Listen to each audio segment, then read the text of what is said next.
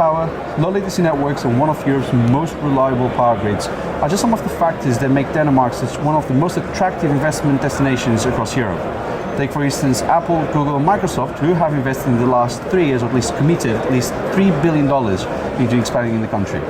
Joining me at our Kickstart 2022 in Amsterdam is Thomas Volder, Chairman of the Board for the Danish Data Center Industry. And Thomas, thanks so much for talking to me. A lot is happening all over the Nordics, especially in Denmark. So Denmark is becoming the fourth big player now, alongside Sweden and Norway.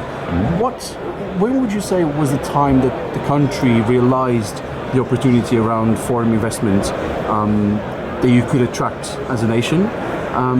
And what's been the government's stand on it? Well, it was. You're absolutely right that we have a very good momentum on the investment, and we managed to get a lot of data centers into Denmark. The first one was Apple back in 2016, 2017. Prior to that, there was a lot of effort being done, both in the US and other places. So it didn't just come by coincidence. Some of the reasons you mentioned already, we have at least our fiber infrastructure is very good now. It's even better now than it was in 2016. The power, the cold cooling, but also the permits and the ease of business. Then we had the labor and the skills, the part that we need to upgrade to welcome these data centers. So I would say that there's a lot of reasons that we could welcome these players, and it took off quite some years ago. Now we see that Apple was the first one, but now we have Facebook, we have Google. Facebook just acquired an additional 212 acres of land, and as we speak, they're building a 23-kilometer fence around this piece of land. So most likely they will build a data center. You never know in this business, but that's at least what we hope to achieve. Yes. Odds are that it's going to be another multi-billion dollar. And in addition to that, we also have to mention that we have a really strong portfolio of colocation data center, who was basically in Denmark many years before the hyperscalers came. So we have Interaction, it's been there for many years. We have Global Connect, we have Molk that's been coming in, we have Digiplex or Stack as it's called now,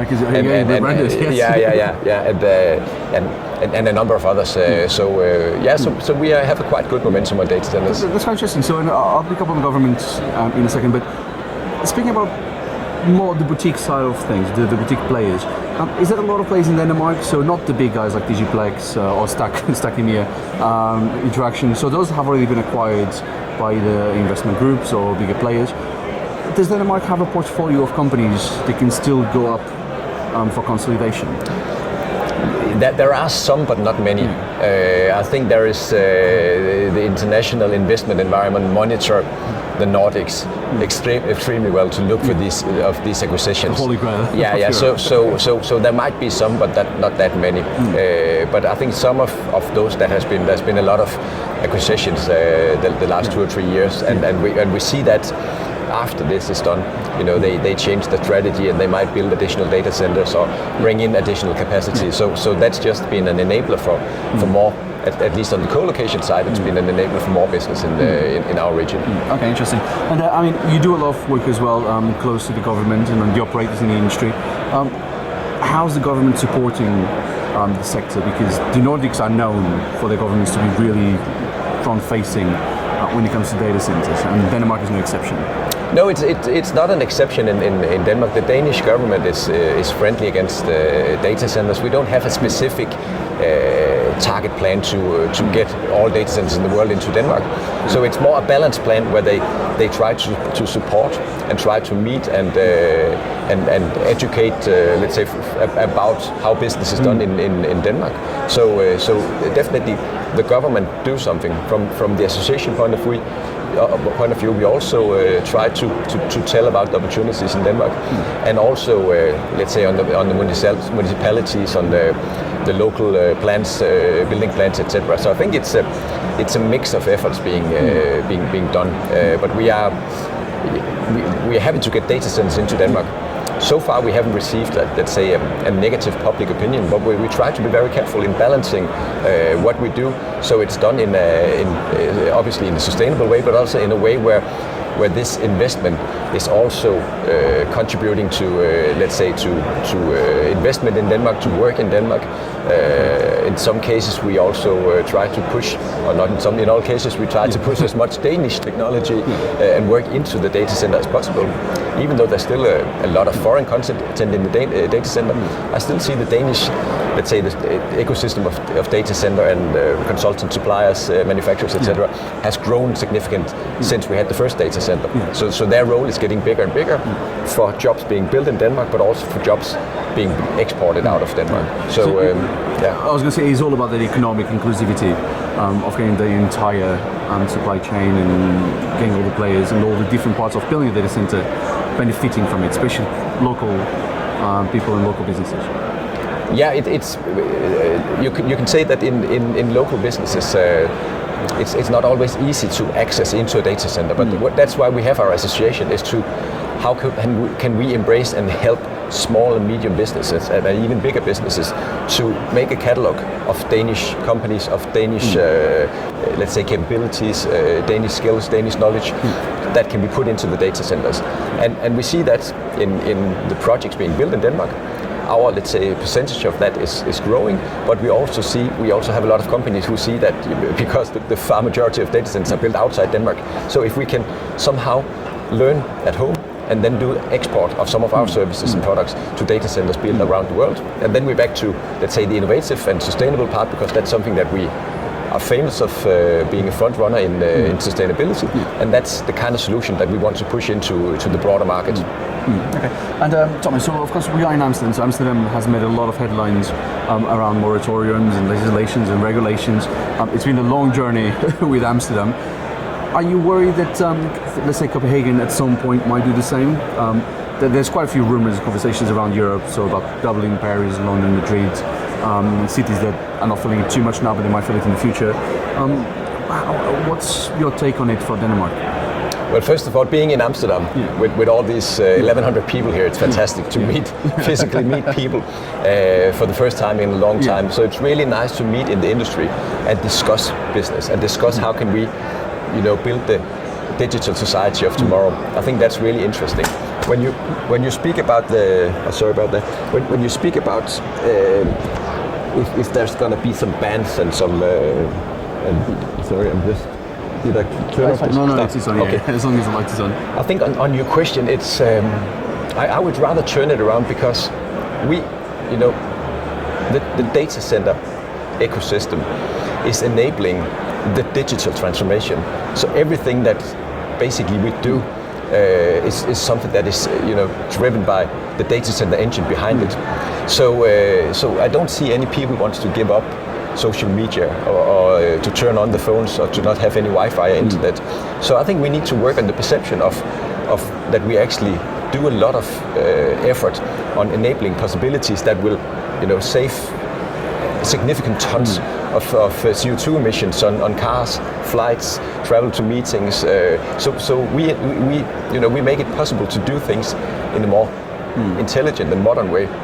That calls for data centers, and these data centers has to be placed somewhere. And where you have many people, it's a good place to place the data center, because then you're near the people. If we will have any of these in Denmark, so far we haven't had it, but we have to be very careful and look after what we do it and how we do it, because for sure power is a limited resource. The prices are going up, and we are just a very small country, so we're not in the situation where we can host too many data centers at one time. So it's not a solution that everybody moves the data center to Denmark. So what we have seen around Amsterdam, which is, to my knowledge, has been softened a little bit the last 1 year or something. But we see in many of these markets that they had some challenges that they have tried to solve. Right now, we have the possibility to add some capacity in our country. If we will see the same thing, maybe in the future. To guess about power and energy, it's difficult these days. I will not be the one to make any predictions there. I was going to ask you, because the world has changed a lot. So we are talking, I think today is the 15th of March. So in the last 2 weeks, 3 weeks more or less, the world has changed a lot, especially Europe has changed a lot. Are you, in terms of the industry, not taking away from everything that's going on, in terms of the industry, do you think this might slow down development?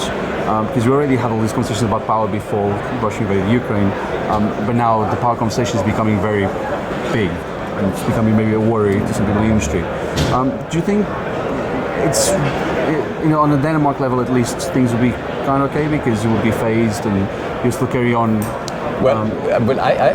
The digital development is not going to stop because the data amount is growing, every minute, every week, every day. But we see, let's say, a shortage. We see a lead time crisis. We see some energy prices rising. So definitely, we will see some delays in some of these projects. We will also see something, that is related to parts of the world that might produce some components that go into a bigger solution that will be heard from this. So yes, we will see something, but I think we will most likely see some delay. Meanwhile, while everybody is searching for additional alternative supply chain, but supply chain was a problem already last year. It's not less now. So yes, that will impact, let's say, the pace of the development. Okay, I mean, because almost every week now things are changing. It's very fast-paced. Yeah, it is. Yeah. Thomas, you've already mentioned it's going to be around 1,100 people, and a lot of them that we haven't seen for 2 years. What's been one thing that you've learned from this conference? I mean, you came in and you didn't know. That's the point of learning. Well, I had some very interesting discussion yesterday. We met up with all the trade associations around Europe. So all the national trade associations met together with the team from Brussels and the EU DCA to discuss. How do we turn the perception of data centers of not being a bad headliner about energy consumers or something like that.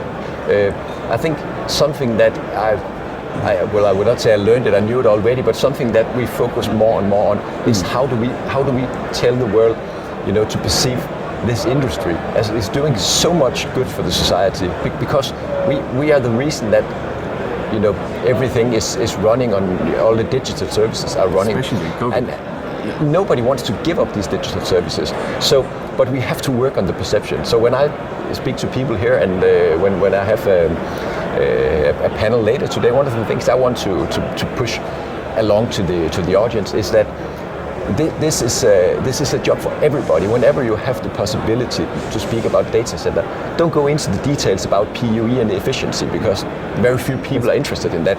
But take the broader picture. Tell people that if we didn't have these data center or engines of the internet, we couldn't do all the things we want to do. We couldn't, save all the car travel, save all the flight travel, save all the travel to the meetings. We look at AI and machine learning, and this is enabling so many opportunities that would not be possible if we didn't have the data centers behind. And data put through a modern data center is extremely efficient compared to, let's say, on-premise data center or some older enterprise data center.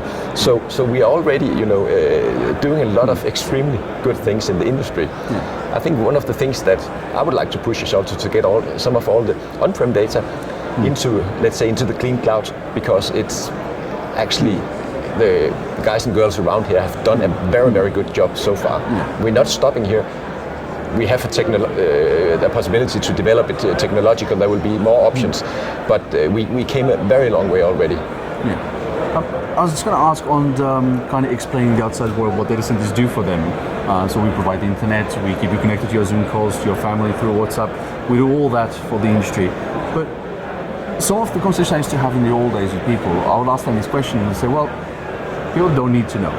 Do you think there's still a bit of a generational problem within the sector itself, where some people just want to keep it all under wraps, as opposed to showing the world what we do?